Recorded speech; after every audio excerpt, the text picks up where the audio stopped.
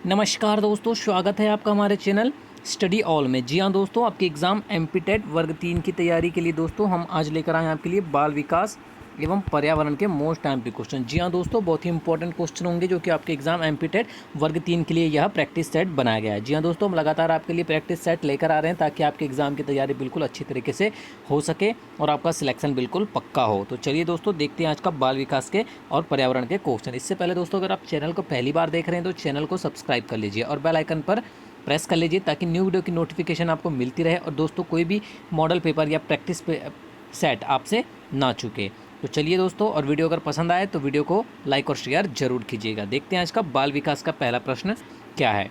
दोस्तों, आज का बाल विकास का पहला प्रश्न है आपका कि रॉश ने शिक्षा को क्या माना है। आपको बताना है दोस्तों कि रॉश ने शिक्षा को क्या माना है। ये क्वेश्चन दोस्तों आपको एग्जाम में जरूर देखने को मिलता है।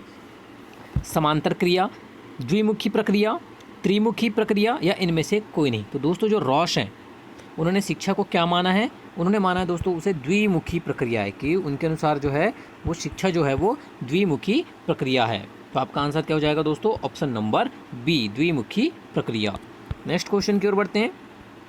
ब्लूम के अनुसार शिक्षा के उद्देश्य कितने प्रकार के होते हैं। मोस्ट एमपी क्वेश्चन है दोस्तों, आपको बताना है कि ब्लूम के अनुसार शिक्षा के उद्देश्य के कितने प्रकार होते हैं, 1, 3, 4 या फिर 5। तो दोस्तों ब्लूम के अनुसार शिक्षा के कितने उद्देश्य होते हैं, 3 उद्देश्य होते हैं। याद रखना है आपको, ब्लूम के अनुसार शिक्षा के 3 उद्देश्य होते हैं। आपका आंसर हो जाएगा ऑप्शन नंबर बी।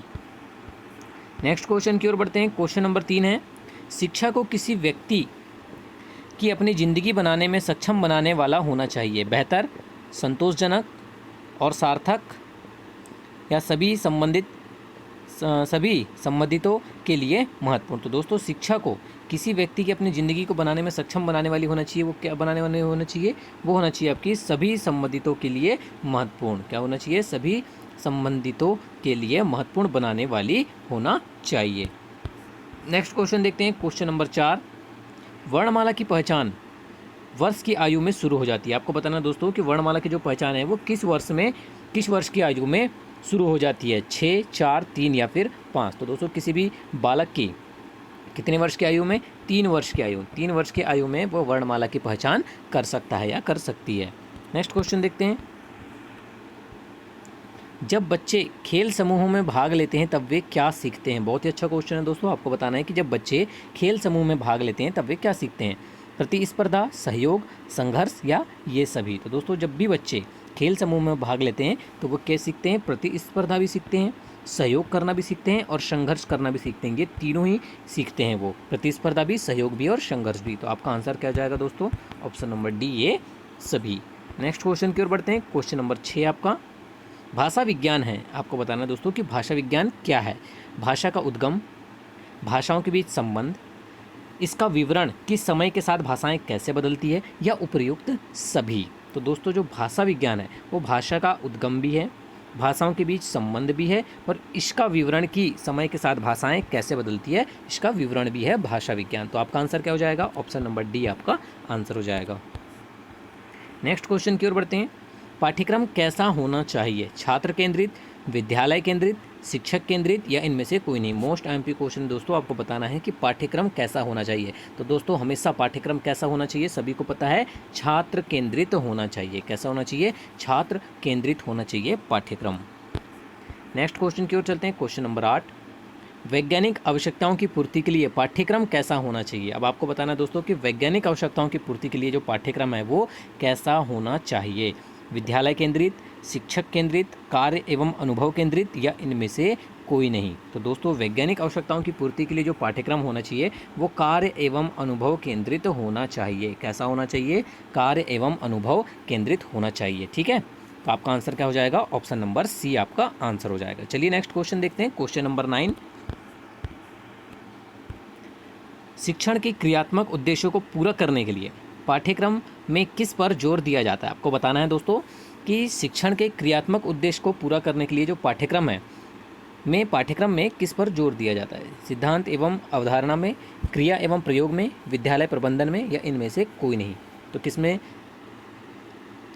जोर दिया जाता है बताइए, ए, बी, सी या फिर डी।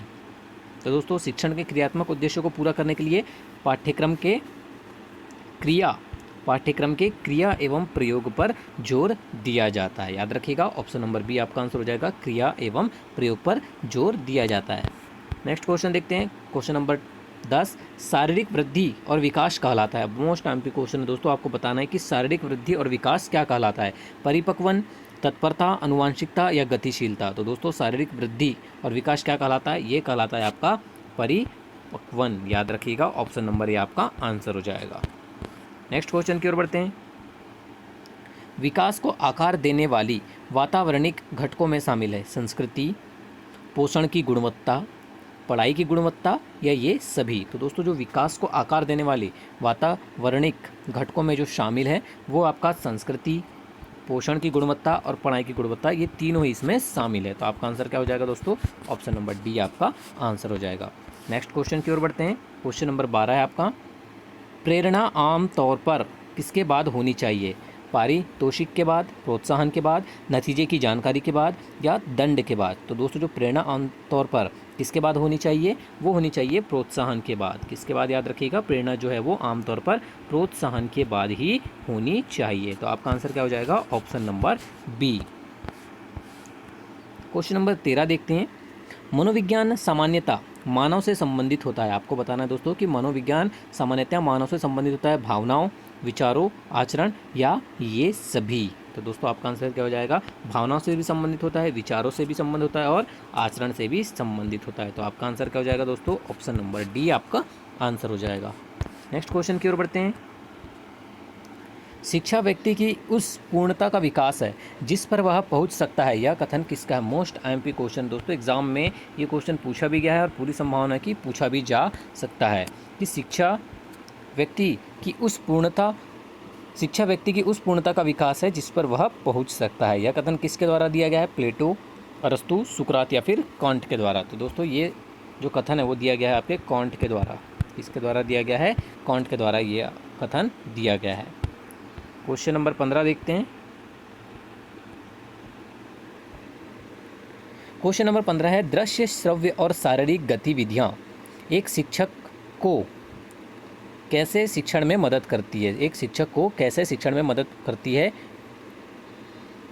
क्योंकि वे शिक्षार्थियों को दिशा प्रदान करते हैं, शिक्षक को राहत प्रदान करते हैं, इंद्रियों का अधिकतम उपयोग करके सीखने में सहयोगी होते हैं या प्रभावी मूल्यांकन की सुविधा प्रदान करते हैं। तो दोस्तों जो दृश्य, श्रव्य और शारीरिक गतिविधियां जो हैं वो एक शिक्षक को शिक्षण में मदद करती है क्योंकि वे इंद्रियों का अधिकतम उपयोग करके सीखने में सहयोगी होते हैं। क्योंकि वे इंद्रियों का अधिकतम प्रयोग करके सीखने में सहयोगी होते हैं, इसलिए दृश्य, श्रव्य और शारीरिक गतिविधियां एक शिक्षक को शिक्षण में मदद करती है। तो आपका आंसर क्या हो जाएगा, option number C. Question number 16 देखते हैं आज का, शिक्षा द्वारा निम्नलिखित में से क्या संभव नहीं है। आपको बताना है कि शिक्षा द्वारा निम्नलिखित में से क्या संभव नहीं है, ए बी सी डी। आधुनिकीकरण, राष्ट्रीय एकता, सामाजिक मूल्यों का विकास या उपरोक्त सभी संभव है। आपको बताना है। तो देखिए दोस्तों, सभी को पता है कि शिक्षा द्वारा आधुनिकीकरण भी संभव है, राष्ट्रीय एकता भी संभव है और सामाजिक मूल्यों का विकास भी संभव है। तो दोस्तों आपका आंसर क्या हो जाएगा, उपरोक्त सभी संभव है शिक्षा के द्वारा। क्वेश्चन नंबर 17 देखते हैं दोस्तों, शिक्षण के किस उद्देश्य के अनुरूप पाठ्यक्रम निर्माण की आवश्यकता होती है। ज्ञानात्मक उद्देश्य, भावात्मक उद्देश्य, क्रियात्मक उद्देश्य, ये सभी। तो दोस्तों शिक्षण के ज्ञानात्मक उद्देश्य, भावात्मक उद्देश्य और क्रियात्मक उद्देश्य, ये तीनों ही उद्देश्य के अनुरूप पाठ्यक्रम निर्माण की आवश्यकता होती है। तो आपका आंसर क्या हो जाएगा दोस्तों, ऑप्शन नंबर डी आपका आंसर हो जाएगा, ये सभी। क्वेश्चन नंबर 18 है, पाठ्यक्रम के निर्धारण में किसकी भूमिका होती है। शिक्षा आयोग एवं समितियां, विद्यालय, शिक्षक या उपरोक्त सभी। दोस्तों जो पाठ्यक्रम के निर्धारण में शिक्षा आयोग एवं समितियों की भी भूमिका होती है, विद्यालय की भी होती है और शिक्षक की भी होती है। तो आपका आंसर क्या हो जाएगा दोस्तों, ऑप्शन नंबर डी आपका आंसर हो जाएगा। नेक्स्ट क्वेश्चन की ओर बढ़ते हैं, ब्लूम के शिक्षा के किस उद्देश्य की प्राप्ति पहले होती है। ब्लूम के अनुसार शिक्षा के किस उद्देश्य की प्राप्ति सबसे पहले होती है। ज्ञानात्मक उद्देश्य की, भावात्मक उद्देश्य की, क्रियात्मक उद्देश्य की या तय नहीं किया जा सकता। तो दोस्तों ब्लूम के शिक्षा से किस उद्देश्य की प्राप्ति सबसे पहले होती है, वो होती है ज्ञानात्मक उद्देश्य की प्राप्ति सबसे पहले होती है। किसकी होती है, ज्ञानात्मक उद्देश्य की प्राप्ति सबसे पहले होती है। क्वेश्चन नंबर 20 है, निम्नलिखित में से कौन पाठ्यक्रम विकास को प्रभावित करने वाला कारक है। आपको बताना है दोस्तों कि ABCD, ऑप्शन नंबर ABCD में से कौन पाठ्यक्रम विकास को प्रभावित करने वाला एक कारक है। आपके ऑप्शन है समाज एवं परिवेश, शिक्षा आयोग एवं समितियां, शिक्षा के उद्देश्य, या ये सभी। तो दोस्तों सभी को पता है कि निम्नलिखित में से कौन सा एक प्रभावित करने वाला कारक है पाठ्यक्रम विकास को, वो है समाज एवं परिवेश। तो आपका आंसर हो जाएगा ऑप्शन नंबर ए, समाज एवं परिवेश। नेक्स्ट क्वेश्चन की ओर बढ़ते हैं। पाठ्यक्रम निर्माण में सर्वाधिक महत्व किसको दिया जाता है? व्यक्तिगत विभिन्नता, शिक्षक का कौशल, विद्यालय की व्यवस्था, छात्र की आर्थिक स्थिति। दोस्तों पाठ्यक्रम निर्माण में सर्वाधिक महत्व दिया जाता है, वो दिया जाता है व्यक्तिगत विभिन्नता को। किसको दिया जाता है? व्यक्तिगत विभिन्नता को दिया जाता है। क्वेश्चन नंबर 22 है, पाठ्यक्रम कैसा होना चाहिए? शिक्षा व्यवस्था के अनुरूप, परीक्षा प्रणाली के अनुरूप, समाज एवं परिवेश के अनुरूप, या उपरोक्त सभी के अनुरूप। तो दोस्तों पाठ्यक्रम जो है वो कैसा होना चाहिए? वो शिक्षा व्यवस्था के अनुरूप भी होना चाहिए, परीक्षा प्रणाली के अनुरूप भी होना चाहिए, और समाज एवं परिवेश के अनुरूप भी होना चाहिए। तो आपका आंसर क्या हो जाएगा दोस्तों? ऑप्शन नंबर डी, उपरोक्त सभी के अनुसार, ABC तीनों के अनुसार पाठ्यक्रम होना चाहिए। क्वेश्चन नंबर 23 देखते हैं। पाठ्यक्रम विकास की प्रक्रिया कब प्रारंभ होती है? चलिए आपको बताना है कि पाठ्यक्रम विकास की प्रक्रिया कब प्रारंभ होती है। स्कूल की स्थापना के बाद, यह प्रक्रिया निरंतर चलते रहती है, यूनिवर्सिटी की स्थापना के बाद, या कॉलेज की स्थापना के बाद। तो दोस्तों जो पाठ्यक्रम विकास की जो प्रक्रिया है वो प्रक्रिया जो है वो निरंतर चलती रहती है। तो आपका आंसर क्या हो जाएगा? ऑप्शन नंबर बी, यह प्रक्रिया निरंतर चलती रहती है। चलिए नेक्स्ट क्वेश्चन देखते हैं। क्वेश्चन नंबर 24, कुछ सीखने और सीखी गई बातों को प्रयोग में लाने की प्रक्रिया किसके रूप में जानी जाती है? सहयोग, आत्मसातकरण, संघर्ष, या रटना। मोस्ट टाइम की क्वेश्चन है दोस्तों, आपको पता रहना चाहिए कि कुछ सीखने और सीखी गई बात को प्रयोग में लाने की जो प्रक्रिया होती है वो आत्मसातकरण कहलाती है। मोस्ट टाइम की क्वेश्चन है, याद रखना है आपको। बी नंबर आपका आंसर हो जाएगा। क्वेश्चन नंबर 25, प्रतिभाशाली छात्र। आपको बताना है कि प्रतिभाशाली छात्र में इनमें से कौन सा गुण होता है? फैसले लेने में स्वतंत्र होते हैं, अंतर्मुखी प्रकृति के होते हैं, को शिक्षकों की आवश्यकता नहीं होती है, अपनी ज़रूरतों के मामले में गैर मुखर होते हैं। तो दोस्तों जो प्रतिभाशाली छात्र होते हैं उनमें फैसले लेने में वे स्वतंत्र होते हैं। यह उनमें गुण पाया जाता है कि वो फैसले जो हैं वो स्वतंत्र होकर लेते हैं। तो आपका आंसर क्या हो जाएगा? Option number A. Question number 26 है, विकास शुरू होता है बचपन काल के पूर्व से, प्रसव काल के पूर्व से, बचपन काल की अवस्था से, या बचपन काल के बाद। तो दोस्तों जो विकास है वो कब शुरू होता है? वो होता है दोस्तों आपको बचपन काल की अवस्था से। विकास जो है वो बचपन काल की अवस्था से शुरू होता है। तो आपका आंसर क्या हो जाएगा दोस्तों? ऑप्शन नंबर सी आपका आंसर हो जाएगा। यहाँ ई लिखा है दोस्तों, ये ऑप्शन नंबर सी है। नेक्स्ट क्वेश्चन देखते हैं। क्वेश्चन नंबर 27, शिक्षा द्वारा उत्पादिता बढ़ाने के लिए निम्नलिखित में से किसकी आवश्यकता नहीं है? विज्ञान की शिक्षा, व्यावसायिक शिक्षा, धार्मिक शिक्षा, या कार्य अनुभव। दोस्तों शिक्षा द्वारा उत्पादिता बढ़ाने के लिए निम्नलिखित में से जिसकी आवश्यकता नहीं है वो है आपकी धार्मिक शिक्षा। धार्मिक शिक्षा जो है वो शिक्षा द्वारा उत्पादिता बढ़ाने में सहयोग नहीं करती। बाकी आपकी विज्ञान की शिक्षा, व्यावसायिक शिक्षा और कार्य अनुभव, ये तीनों ही इसमें सम्मिलित होते हैं। क्वेश्चन नंबर 28, अंतिम रूप में कक्ष में अभिप्रेरणा की कुंजी क्या है? विषय वस्तु में निहित रुचि, अध्यापक का व्यक्तित्व, पाठ्यचर्यात्मक अनुभव की उपयुक्तता, कक्ष का भावनात्मक वातावरण। तो दोस्तों अंतिम रूप में कक्ष में जो अभिप्रेरणा की जो कुंजी होती है वो क्या होती है? वो होती है दोस्तों आपकी विषय वस्तु में निहित रुचि ही अंतिम रूप में कक्ष में अभिप्रेरणा की कुंजी होती है। तो आपका आंसर क्या हो जाएगा दोस्तों? ऑप्शन नंबर ए आपका आंसर हो जाएगा। नेक्स्ट क्वेश्चन की ओर बढ़ें। नेक्स्ट क्वेश्चन है आपका 29, सामान्य परिपक्वता से पूर्व दिया गया प्रशिक्षण आमतौर पर सामान्य कौशलों के निष्पादन के संदर्भ में अत्यंत लाभकारी होता है, समग्र रूप में हानिकार होता है, अंतिम दृष्टि से लाभकारी होता है। लाभकारी हो या हानिकार यह इस बात पर निर्भर करता है कि प्रशिक्षण में किस विधि का प्रयोग किया गया है। तो दोस्तों सामान्य परिपक्वता से पूर्व दिया गया प्रशिक्षण आमतौर पर कैसा होता है? वो होता है दोस्तों लाभकारी हो या हानिकार, इस बात पर निर्भर करता है कि प्रशिक्षण में किस विधि का प्रयोग किया गया है या प्रशिक्षण किस विधि द्वारा दिया गया है, इस बात पर निर्भर करता है। तो आपका आंसर क्या हो जाएगा दोस्तों? Option number D. चलिए क्वेश्चन नंबर 30 देखते हैं। सामाजिक विकास अनिवार्यतः किसका मामला है? सामाजिक व्यवस्था के अपेक्षाओं के अनुरूपता का, सामाजिक सुरक्षा तथा स्वीकरण की उपलब्धि का, अपने प्रयोजनों तथा सामाजिक व्यवस्था के या उद्देश्यों प्रयोजनों का समाकलन के। तो दोस्तों सामाजिक विकास जो है वो अनिवार्यतः मामला है। किसका मामला है? वो है दोस्तों आपका ऑप्शन नंबर ए, सामाजिक व्यवस्था की अपेक्षाओं से अनुरूपता का मामला। याद रखना है आपको, ऑप्शन नंबर ए आपका आंसर हो जाएगा। सामाजिक व्यवस्था की अपेक्षाओं से अनुरूपता का मामला है सामाजिक विकास। तो आपका आंसर क्या हो जाएगा? Option number A. ये हो गया दोस्तों आज के बाल विकास के 30 क्वेश्चन। अब देखते हैं दोस्तों आज के पर्यावरण के 30 क्वेश्चन जो कि आपके एग्जाम एमपीटेट वर्ग 3 के लिए बनाए गए हैं। दोस्तों आज पर्यावरण का पहला प्रश्न और आज का 31वें नंबर का प्रश्न है कि टुमारोज बायोडाइवर्सिटी पुस्तक का लेखक कौन है? मोस्ट आईएमपी क्वेश्चन है दोस्तों, आपको ये क्वेश्चन पता रहना चाहिए अगर आप एग्जाम देने जा रहे हैं तो, कि टुमारोज बायोडाइवर्सिटी पुस्तक के लेखक कौन है? Doctor MS Swaminathan, doctor Anil Agarwal, Vandana Shiva या डॉक्टर GC पांडे। तो दोस्तों जो टुमारोज बायोडाइवर्सिटी पुस्तक के जो लेखक हैं वो कौन है? वंदना शिवा। कौन है? वंदना शिवा। तो आपका आंसर क्या हो जाएगा? Option number C. Next question पे चलते हैं।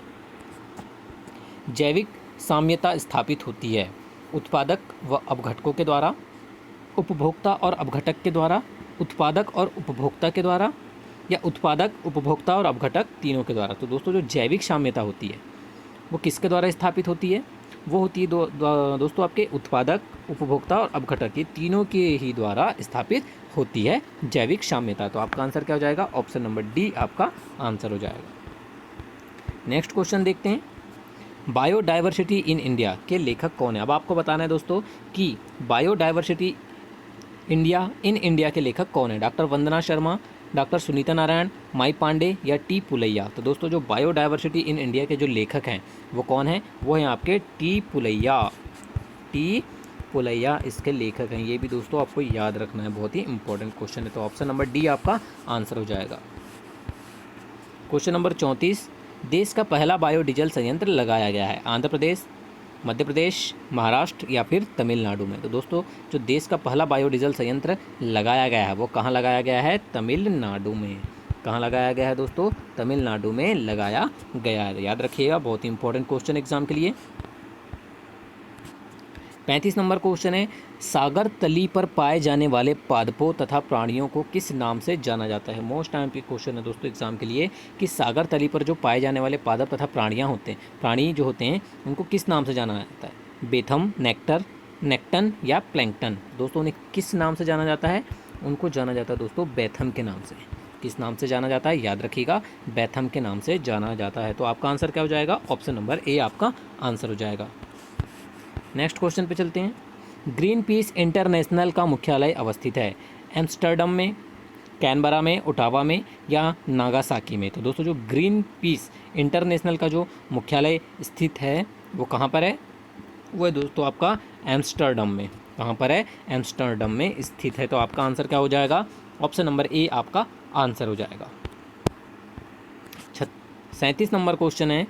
निम्न में से कौन सा बायोडीजल पौधा है? गूगल, रोशा घास, रतनजोत या जावा घास। तो दोस्तों निम्नलिखित में से जो एक बायोडीजल पौधा है वो कौन सा है आपका? वो है आपका रतनजोत।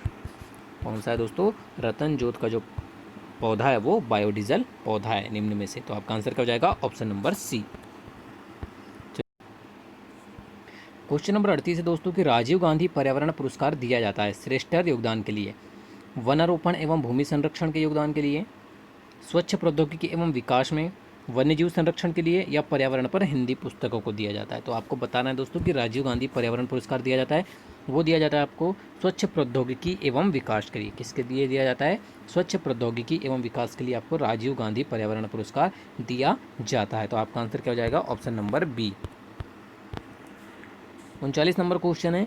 जीव जो एक समुदाय में प्रभावी होते हैं और सूक्ष्म जलवायु व समुदाय संरचना को परिवर्तित करते हैं उन्हें कहते हैं की स्टोन प्रजाति, लाभदायक प्रजाति, आक्रमणकारी प्रजाति या प्रभावी प्रजाति। तो दोस्तों जीव जो एक समुदाय में प्रभावी होते हैं और सूक्ष्म जलवायु, माइक्रो क्लाइमेट व समुदाय संरचना को परिवर्तित करते हैं उन्हें की स्टोन प्रजाति कहा जाता है। कौन सी प्रजाति कहा जाता है? की स्टोन प्रजाति कहा जाता है। नेक्स्ट क्वेश्चन की ओर बढ़ते हैं। Question number 40। नाइट्रीकरण के अंतर्गत होता है मैग्नीशियम का ऑक्सीकरण, पोटेशियम का ऑक्सीकरण, अमोनियम का ऑक्सीकरण या नाइट्रोजन का ऑक्सीकरण। तो दोस्तों आपको पता होना चाहिए कि नाइट्रीकरण के अंतर्गत किसका ऑक्सीकरण होता है, अमोनियम का ऑक्सीकरण होता है। किसका होता है, अमोनियम का ऑक्सीकरण होता है। तो आपका आंसर क्या हो जाएगा, ऑप्शन नंबर सी आपका आंसर हो जाएगा। नेक्स्ट क्वेश्चन की ओर बढ़ते हैं। भारत में सबसे पहला जैव मंडलीय आरक्षित क्षेत्र कहाँ स्थापित हुआ। आपको बताना है दोस्तों कि भारत में सबसे पहला जैव मंडलीय आरक्षित क्षेत्र कहाँ स्थापित हुआ, ग्रेट निकोबार, नीलगिरी, मन्नार की खाड़ी या नंदा देवी। तो दोस्तों ये कहाँ हुआ था, आपका ग्रेट निकोबार में। कहाँ हुआ था दोस्तों, ग्रेट निकोबार में पहला जैव मंडलीय आरक्षित क्षेत्र स्थापित हुआ। क्वेश्चन नंबर 42, विनाइट्रीकरण आवश्यक है। आपको बताना है दोस्तों कि विनाइट्रीकरण क्यों आवश्यक है, नाइट्रोजन चक्र के लिए, मृदा के सुधार स्तर को बढ़ाने के लिए, प्रदूषण मुक्त वातावरण बनाने के लिए या उपरोक्त में से कोई नहीं। तो दोस्तों विनाइट्रीकरण क्यों आवश्यक होता है, नाइट्रोजन चक्र के लिए होता है। किस लिए होता है, नाइट्रोजन चक्र के लिए आवश्यक होता है आपका विनाइट्रीकरण। तो आपका आंसर क्या होगा, option number A. 43 number question देखते हैं। अधोलिखित में से कौन सा सही नहीं है। आपको बताना है दोस्तों कि A B C D option में से कौन सा कथन सही नहीं है। एक फसली कृषि के कारण जैव विविधता का विनाश हो रहा है, बहुफसली खेती की पद्धति से जैव विविधता सुरक्षित रहती है, विशिष्ट खेती की पद्धति जैव विविधता को संरक्षित रखती है, या कार्बनिक खेती को पर्यावरण मित्र की उपमा दी गई। आपको बताना है दोस्तों कि कौन सा कथन सही है निम्नलिखित में से।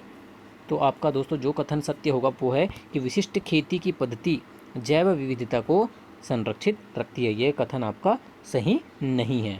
तो आपका आंसर क्या हो जाएगा, option number C. Question number 44, dugong नामक समुद्री जीव जो कि विलोपन की कगार पर है क्या है।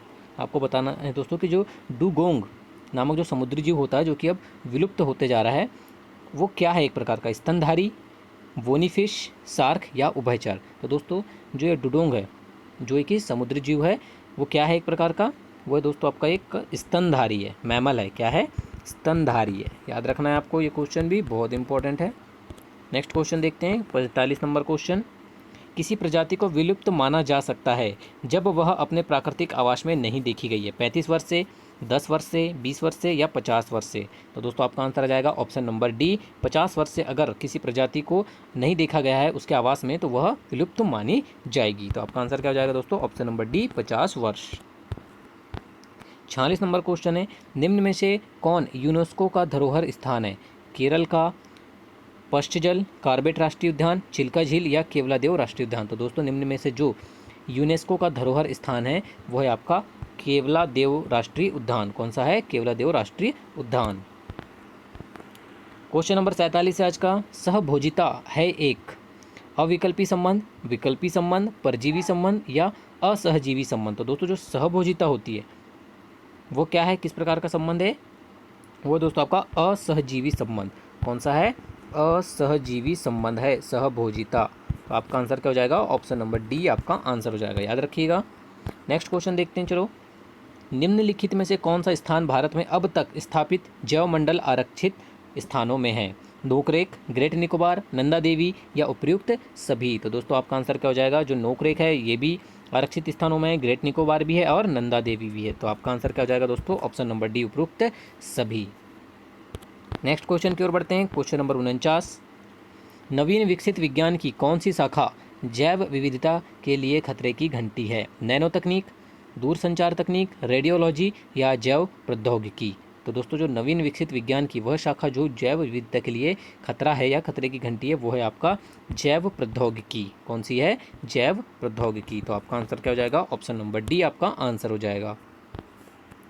50 नंबर देखते हैं क्वेश्चन, भूतल पर सर्वाधिक किस संघ या फाइलम के सदस्य पाए जाते हैं, कॉडेंटा, मोलस्का, आर्थ्रोपोडा या एनेलिडा। दोस्तों सभी को पता है कि भूतल पर सर्वाधिक किस संघ के सदस्य सबसे अधिक पाए जाते हैं, वो पाए जाते हैं दोस्तों आपके आर्थ्रोपोडा संघ के सदस्य सर्वाधिक पाए जाते हैं। तो आपका आंसर क्या हो जाएगा, ऑप्शन नंबर सी आपका आंसर हो जाएगा।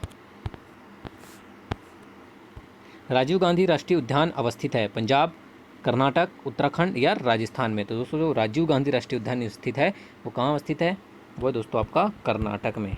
कहाँ स्थित है, कर्नाटक में स्थित है। 52 नंबर क्वेश्चन है, समुदाय सदस्यों के समुच्चयन या पुंज को व्यक्त करती है जो समान प्रजाति के हो सकते हैं, विभिन्न प्रजाति के हो सकते हैं, समान प्रकार के हो सकते हैं या उपरोक्त में से कोई नहीं। तो दोस्तों जो समुदाय है वो सदस्यों के समुच्चयन या पुंज को व्यक्त करती है जो विभिन्न प्रजाति के हो सकते हैं। याद रखना है आपको, विभिन्न प्रजाति के हो सकते हैं। ऐसे सदस्यों का समुच्चयन या पुंज को व्यक्त करते हैं समुदाय। नेक्स्ट क्वेश्चन देखते हैं। भूस्खलन की घटनाएं क्यों बढ़ गई है? प्रदूषण से, परमाणु विस्फोट से, पृथ्वी की आंतरिक हलचल से या बढ़ती जनसंख्या के कारण? तो दोस्तों भूस्खलन की जो घटनाएं हैं वो किस कारण बढ़ गई है? पृथ्वी की आंतरिक हलचल से। पृथ्वी के अंदर जो आंतरिक हलचल होती है उसी कारण भूस्खलन की घटनाएं बढ़ गई है। 54 नंबर क्वेश्चन देखते हैं। निम्नलिखित में से कौन सी प्राकृतिक आपदाएं हैं? बाढ़, सुनामी, चक्रवात या ये सभी? सभी को पता है दोस्तों कि बाढ़ भी एक प्राकृतिक आपदा है, सुनामी भी एक प्राकृतिक आपदा है और चक्रवात भी एक प्राकृतिक आपदा है। ये तीनों ही आपकी प्राकृतिक आपदा के अंतर्गत आती हैं। तो आपका आंसर क्या हो जाएगा? ऑप्शन नंबर डी, ये सभी। 55 नंबर क्वेश्चन दोस्तों। जंगली पशु व पक्षी एक स्थान से दूसरे स्थान पर क्यों चले जाते हैं? अनुकूल परिस्थितियों की तलाश में, भोजन की तलाश में। सी नंबर है दोस्तों आपका ए और बी दोनों, या उपरोक्त में से कोई नहीं। तो दोस्तों जंगली पशु और जो पक्षी रहते हैं वो एक स्थान से दूसरे स्थान पर इसलिए चले जाते हैं ताकि उनको वहाँ अनुकूल परिस्थिति मिल सके और भोजन मिल सके। ये दोनों ही कारण की वजह से वो एक स्थान से दूसरे स्थान पर चले जाते हैं। तो आपका आंसर क्या हो जाएगा? ऑप्शन नंबर सी, ए व बी दोनों। 56 नंबर क्वेश्चन है। निम्न में से किस जीव में रंग बदलने का गुण होता है? दोस्तों सभी को पता है कि रंग बदलने का गुण किस जीव में होता है? वो होता है दोस्तों आपको गिरगिट में। ये ऑप्शन नंबर गलत हो गए हैं। ये आपका ए, ऑप्शन नंबर ए जो है वो गिरगिट आएगा। नेक्स्ट क्वेश्चन देखते हैं। पारिस्थितिक तंत्र की परिचालन ऊर्जा है विकिरण ऊर्जा, रासायनिक बंध ऊर्जा, ऊष्मीय ऊर्जा या जल विद्युत ऊर्जा? तो दोस्तों जो पारिस्थितिक तंत्र की जो परिचालन ऊर्जा है वो कौन सी ऊर्जा है? विकिरण ऊर्जा। याद रखिएगा कौन सी ऊर्जा है? विकिरण ऊर्जा ही पारिस्थितिक तंत्र की परिचालन ऊर्जा है। 58 नंबर क्वेश्चन देखते हैं दोस्तों कि पारिस्थितिक तंत्र में ऊर्जा का प्रवाह होता है। दोस्तों सभी को पता है कि पारिस्थितिक तंत्र में ऊर्जा का प्रवाह कैसे होता है? वो होता है दोस्तों आपका निचले से उच्च ऊर्जा स्तर की ओर। याद रखना है, मोस्ट आईएमपी क्वेश्चन है दोस्तों, ये भी एग्जाम में बार बार पूछा जाता है कि पारिस्थितिक तंत्र में ऊर्जा का प्रवाह कैसा होता है? निचले स्तर से उच्च ऊर्जा स्तर की ओर होता है। क्वेश्चन नंबर 59 है दोस्तों आज का, कि किसी रोगाणु का संक्रमण उसके परपोषी पर तब होता है जब परपोषी संवेदी होता है, रोग उत्पन्न करने में रोगाणु सक्षम हो, वातावरण अनुकूल हो या उपरोक्त सभी में? तो दोस्तों आपका आंसर क्या हो जाएगा कि किसी भी रोगाणु का संक्रमण उसके परपोषी पर तब होता है जब परपोषी संवेदी होता है, रोग उत्पन्न करने में रोगाणु सक्षम होता है और वातावरण उसके अनुकूल होता है। ये तीनों ही कारण होने पर किसी रोगाणु का संक्रमण जो है वो उसके परपोषी पर होता है। तो आपका आंसर क्या हो जाएगा? Option number D. आज का लास्ट क्वेश्चन है दोस्तों। सहभोजिता में सहभोजी लाभान्वित होता है, परपोषी लाभान्वित होता है, सहभोजी और परपोषी दोनों ही लाभान्वित होते हैं, कोई भी लाभान्वित नहीं होता है? तो दोस्तों आपको बताना है कि सहभोजिता में कौन लाभान्वित होता है? ऑप्शन नंबर ए, बी, सी या फिर डी? तो दोस्तों आपको बता दूं कि सहभोजिता में जो सहभोजी है केवल वही लाभान्वित होता है। तो ऑप्शन नंबर ए आपका आंसर हो जाएगा कि सहभोजिता में सहभोजी लाभान्वित होता है। वीडियो को अंत तक देखने के लिए धन्यवाद दोस्तों। अगर वीडियो पसंद आए तो वीडियो को लाइक और शेयर जरूर कीजिएगा।